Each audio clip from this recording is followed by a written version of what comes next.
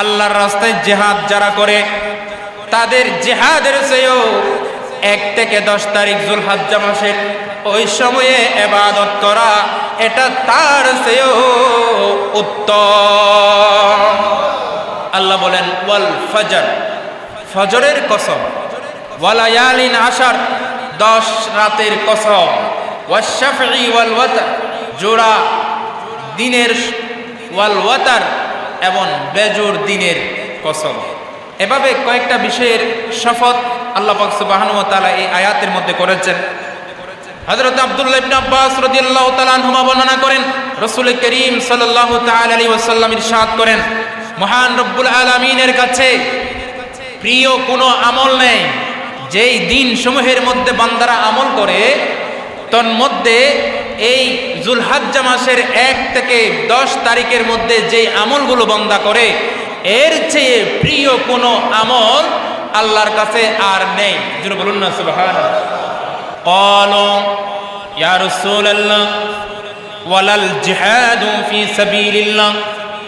সাহাবায়ে কেরাম জিজ্ঞেস করলেন, ইয়া রাসূলুল্লাহ, মুজাহিদিনে কেরাম যারা ইসলামের জন্য যুদ্ধ করে, যারা আল্লাহর রাস্তায় জিহাদ করে, ওনাদের জিহাদও কি এর চেয়ে উত্তম নয়?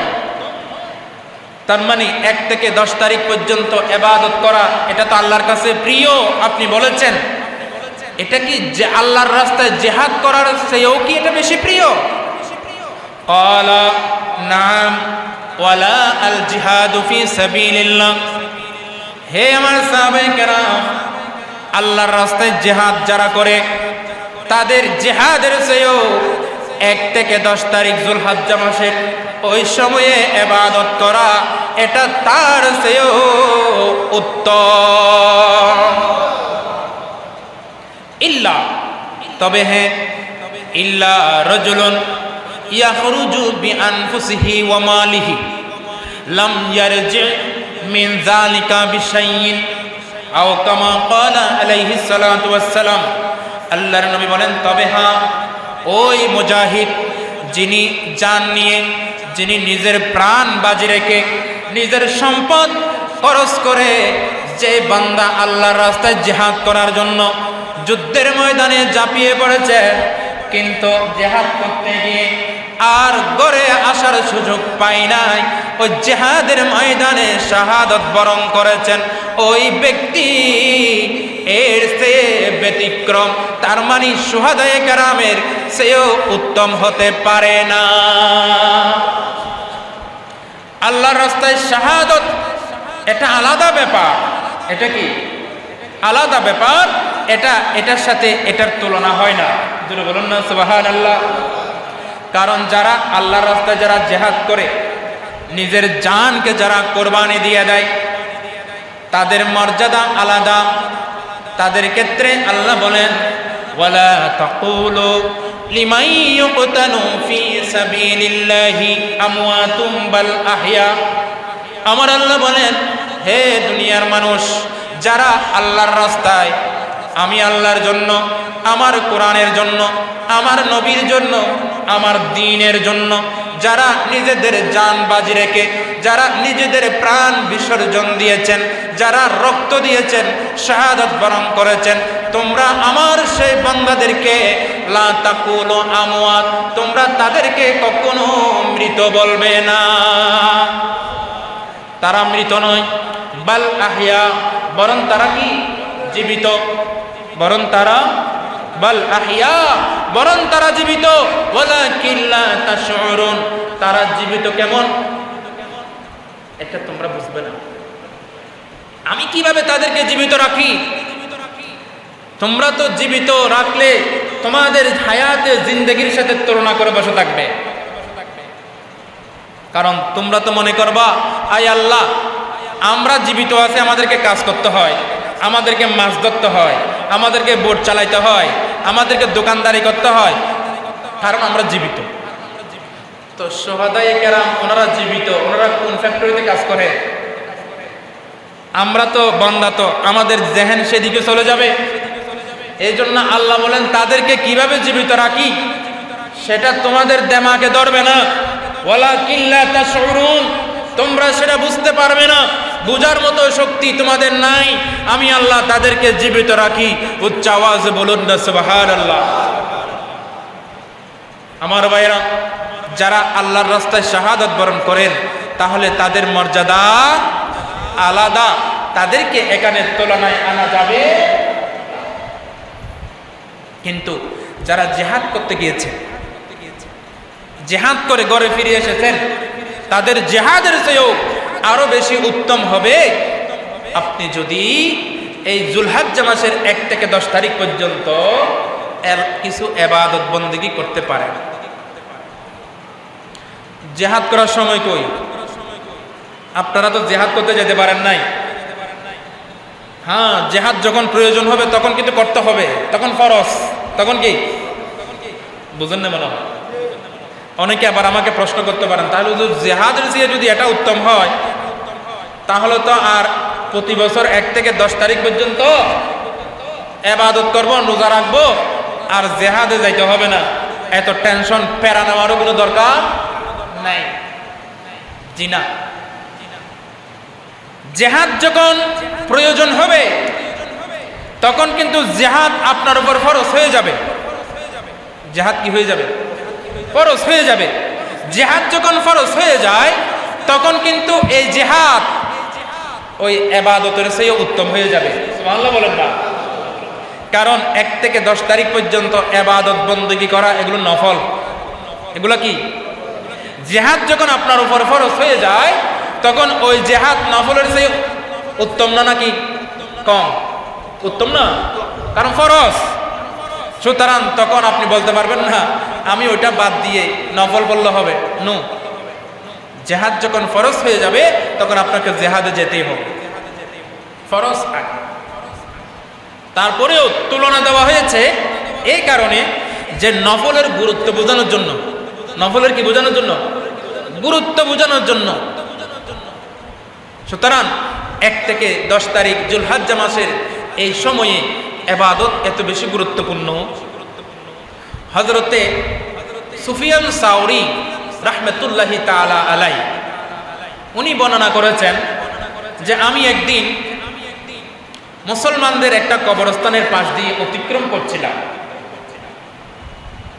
এমত অবস্থায় আমি একটা কবরের দিকে যখন আমার নজর পড়ল তখন দেখতে পেলাম এই কবর থেকে একটা নূর বের হলো। সুবহানাল্লাহ বলেন না? এটা কি বের হলো? নূর বের হলো। এই নূরটা দেখে আমি একটু চমকে গেলাম। এটা কিসের থেকে আসলো, কিভাবে হলো একটু দেখার জন্য ফাওয়াকাফতু, আমি একটু দাঁড়াইলাম। দাঁড়িয়ে আমি গভীর দৃষ্টি দিয়ে সেদিকে আমি অবলোকন করতেছিলাম, দেখতেছিলাম এটা কি হলো। আমি সেদিকে আমার দৃষ্টি নিবদ্ধ করলাম।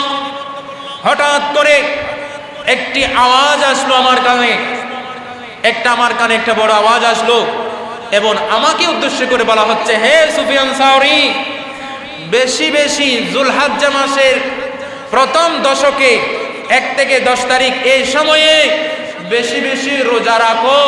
রোজা রাখলে তোমাদের কবরেও এরকম নূর বের হবে। জোরে বলুন না সুবহানাল্লাহ। তোমাদের কবর থেকেও এরকম নূর বের হবে। হযরত সুফিয়ান সাওরি রাহমাতুল্লাহ তাআলা আলাইহি বললেন, আমার আর বুঝতে দেরি নাই, আমার আর বুঝতে দেরি হলো না। ওই বান্দার কবর থেকে কেন নূর বের হলো? এই কারণে বের হয়েছে, ওই বান্দা যুলহজ্জা মাসের 1 তারিখ থেকে 10 তারিখ পর্যন্ত তথা 9 তারিখ পর্যন্ত ওই বান্দা রোজা রেখেছিলেন। জোরে বলুন না সুবহানাল্লাহ। কি রেখেছিলেন? রোজা রেখেছে। এই কারণে ওই বান্দার কবর থেকে নূর বের হয়েছে। ভাইরা আমার, এই জন্য এই সময়ে আমাদের অন্যতম করণীয় হলো আগামী যুলহজ্জা মাসের 1 তারিখ থেকে 10 তারিখের মধ্যে আমাদের যে করণীয়গুলো আছে তার মধ্যে 1 নাম্বার হলো রোজা রাখা। কি রাখা দরকার আছে না নাই? রাসূল পাক সাল্লাল্লাহু তাআলা আলাইহি ওয়াসাল্লাম হযরত সাইয়্যিদুনা আবু হুরায়রা রাদিয়াল্লাহু তাআলা আনহু থেকে হাদিস বর্ণিত। আন আবি হুরায়রা রাদিয়াল্লাহু তাআলা আনহু আনিন নবী সাল্লাল্লাহু তাআলা আলাইহি ওয়াসাল্লাম قال ما من ايام احب الي ان يتعبد فيها من عشر ذي الحجة يعدل صيام كل يوم منها بصيام سنة وقيام كل ليلة بقيام ليلة القدر أو كما قال عليه الصلاة والسلام جربلنا سبحان الله আমার নবী বলেন উম্মত আল্লাহর কাছে বান্দা যে ইবাদত বন্দেগীগুলো করে সেই ইবাদতের মধ্যে যুলহজ্জা মাসের 10 তারিখ 1 থেকে 10 তারিখের যেই ইবাদত ওই ইবাদতের সময়ে ওই সময়ের ইবাদতগুলো আমার আল্লাহর কাছে আমার নবী বলেন ইয়াদিলু সিয়ামু কুল্লি ইয়াউমিন মিনহা বিসিয়ামি সানা এই 1 থেকে যুলহজ্জা মাসের 1 থেকে 10 তারিখে প্রত্যেক দিনের রোজা একটা রোজা 1 বছরের রোজার সমান সুবহানাল্লাহ বলেন না কয় দিনের সমান 1 বছর রোজা রাখলে যে সওয়াব ওই সময়ে একদিন রোজা রাখলে ততটুকু সওয়াব অবাক হচ্ছেন দিতে পারে কিনা আল্লাহ আল্লাহ দিতে পারে কিনা আল্লাহ সওয়াব দিতে কার্পণ্য করে না বাবা আল্লাহ বখিল নয় আমরা বখিল আমরা দিতে কার্পণ্য করি কিন্তু আল্লাহ দিতে কি করেন না কার্পণ্য করেন শুধু তাই নয় ওয়া কিয়ামু কুল্লি লাইলাতিন মিনহা বিকিয়ামে লাইলাতুল কদর এই 1 থেকে 10 তারিখের এই সময়গুলোতে যদি আপনি রাত্রে দাঁড়িয়ে দাঁড়িয়ে আল্লাহর জন্য যদি আপনি নামাজ আদায় করেন নফল নামাজ পড়েন রাত্রে সালাতুত তাহাজ্জুদ পড়েন তখন আপনার প্রতিটি রাতের ইবাদত লাইলাতুল কদরের ইবাদতের সমান হয়ে যাবে জোরে বলুন না সুবহানাল্লাহ তার মানে আপনাকে আল্লাহ তাআলা প্রত্যেকটা রাত লাইলাতুল কদরের সওয়াব দিবেন সুবহানাল্লাহ রাস্তে করুন আপনাকে নারাজ হয়েছে খুশি হন নাই আওয়াজ নাই তাহলে দরকার আছে না নাই আমার ভাইরা এই জন্য এই সময়ে আমাদের রোজা রাখা দরকার আছে কয়টা রোজা রাখবেন 10টা 1 তারিখ থেকে 10 তারিখ 10টা রাখতে পারবেন 10টা কিভাবে রাখবেন 10 তারিখ রোজা রাখা যায় হ্যাঁ 10 যুলহজ্জা রোজা রাখতে পারবেন না সেদিন কোরবানির দিন রোজা রাখা হারাম রোজা রাখা কি তাহলে রোজা রাখবেন কয়টা 9টা 10 তারিখ কি করবেন 10 তারিখ হলো আপনি কোরবানি দেওয়ার আগ পর্যন্ত গরু জবে করার আগ পর্যন্ত আপনি কোনো কিছু খাবেন না ওইটাও কায়েম মাকাম বিসিয়াম আর কি রোজার স্থলা বিশিষ্ট এই জন্য মুরব্বীরা বলে থাকে এটা হলো অর্ধদিনের রোজা কিসের রোজা অর্ধদিনের রোজা কোরবানির দিন অর্ধদিন রোজা রাখতে হয় আসলে এটা রোজা নয় এটা হলো আল্লাহর রাসূল বলেছেন তোমরা কোরবানির দিন কোনো কিছু না খাওয়া সুন্নাত ঈদের দিন কোনো কিছু খাওয়া সুন্নাত আপনি যখন ঈদের দিন যাবেন তখন কোনো মিষ্টি জাতীয় কিছু খেয়ে ঈদের নামাজ পড়তে যাবেন কোরবানির দিন কোনো কিছু না খেয়ে যাবেন কারণ সেদিন মহান রব্বুল আলামিনের পক্ষ থেকে মেজবান সুবহানাল্লাহ বলেন না মহান রব্বুল আলামিনের পক্ষ থেকে মেজবান এই জন্য সেদিন আপনি কোনো কিছু না খেয়ে আল্লাহর পক্ষ থেকে দেওয়া মেজবানি খাওয়ার জন্য অপেক্ষায় থাকবেন আল্লাহ খুশি হয়ে যাবে আমার বান্দারা আমার মেজবানি খাওয়ার জন্য অপেক্ষায় আছে এই জন্য গরু জবে করে রান্না করে তারপর সেই গরুর মাংস দিয়ে প্রথম সেই দিনের খাবার খাবেন এটা আমার নবী সুন্নাত বলেছেন জোরে বলুন না সুবহানাল্লাহ ওই দিন পুরো দিনের কোনো রোজা নাই সুতরাং 9 দিন রোজা রাখবেন কয় দিন এই 9 দিন যদি কেউ রোজা রাখে এই 9 দিন যদি কেউ রোজা রাখে উলামায়ে কেরাম দুররাতুন নাসিহিন একটা কিতাব আছে ওই কিতাবের মধ্যে বর্ণনা এসেছে যে কেউ যদি মান সামা ফি হাযিহিল আইয়াম, কেউ যদি এই দিনগুলোতে যদি কেউ রোজা রাখে, কাররামাহুল্লাহু সুবহানাহু ওয়া তাআলা বিআশরাতি আশিয়া, আল্লাহ পাক সুবহানাহু ওয়া তাআলা তাকে 10টি কারামত দিবেন। সুবহানাল্লাহ বলবেন। 10টা ফায়দা আছে। এই যদি 9 দিনে যদি কেউ রোজা রাখে, ফায়দা কয়টা? 10টা। কয়টা? 10টা। নাম্বার 1, 1 নাম্বার হলো এই দিনের রোজার ফজিলত ফায়দার মধ্যে 1 নাম্বার হলো আল বারাকাতু ফি উমরিহি, যে রোজা রাখবে তার হায়াতের মধ্যে বরকত হবে। সুবহানাল্লাহ। হায়াতের মধ্যে কি হবে? হায়াত যদি বাড়াইতে চান তাহলে ওই 10 দিনে 9 দিন রোজা রাখেন। কয় দিন? 9 দিন রোজা রাখেন, হায়াত বেড়ে যাবে। নাম্বার 2, ওয়াজিয়াদাতু ফি মালিহি, 2 নাম্বার হলো আপনার যদি ধন সম্পদ বাড়াতে চান তাহলে ওই সময়ে রোজা রাখেন, কারণ ওই সময়ে রোজা রাখলে আল্লাহ আপনার ধন সম্পদ বাড়াই দিবেন।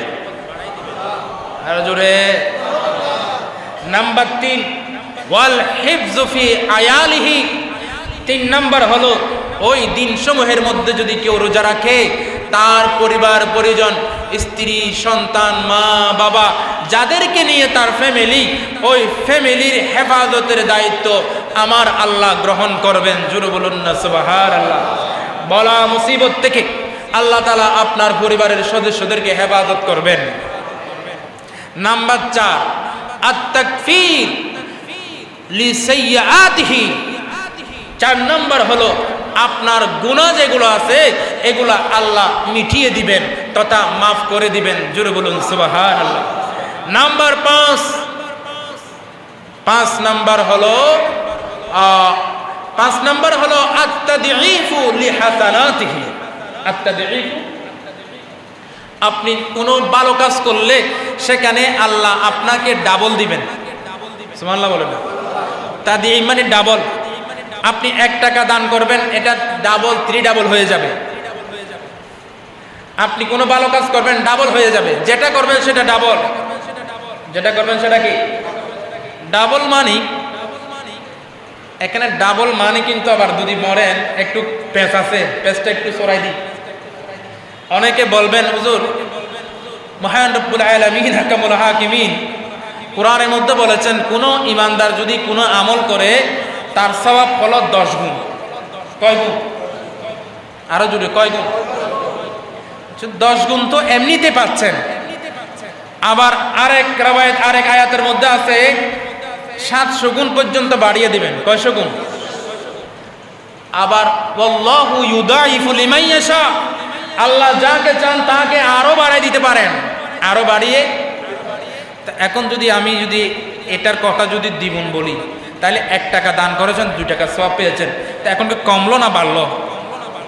এমনি স্বাভাবিক নিয়মে তো 10 গুণ, স্বাভাবিক নিয়মে কয় গুণ? তাহলে এখানে রোজা রাখলে 2 গুণ, তাহলে তো এখন তো ফজিলত হইল কোথায়? এটা তো বরং অবনতি হয়ে গেল। কি হয়ে গেল? অবনতি। প্রমোশন হয় নাই তো? কি জবাব? না, প্রমোশন হয়েছে, অবনতি না। স্বাভাবিক নিয়মে আল্লাহ যেটা দেন 1-এ 10, এই সময়ে যদি আপনি ইবাদত করেন 1-এ 20। সুবহানাল্লাহ বলেন না। এর ডাবল মানে সেটা। ডাবল মানে কি? আল্লাহ যেটাকে 700 গুণ পর্যন্ত বলেছেন, কয়শো গুণ? এই ইবাদতটা যদি আপনি এই 10 দিনে করেন সেটা 702 গুণ, কত? 1400 গুণ হয়ে যাবে। কত হয়ে যাবে? 1400 গুণ, মানে 700 ডাবল। সুবহানাল্লাহ বলেন। খুশি না বেজা? দরকার আছে না? দেখেন এই জন্য তাহলে 5 নাম্বার ফজিলত হলো, কারামত হলো আপনার আমল নামা যা করবেন সেগুলো ডাবল হয়ে যাবে। এখন ডাবল মানে তো বুঝছেন। 6 নাম্বার হলো ওয়াত তাসহিলু লিসাকরাতি মাউতিহি, আপনি যখন ইন্তেকাল করবেন, ইন্তেকালের সময় মানুষের যখন সাকরাত চলে তখন সাকরাতের সময় আল্লাহ আপনাকে আসানি দান করবেন। জোরে বলুন না সুবহানাল্লাহ। সাকরাতে কষ্ট পাবেন না,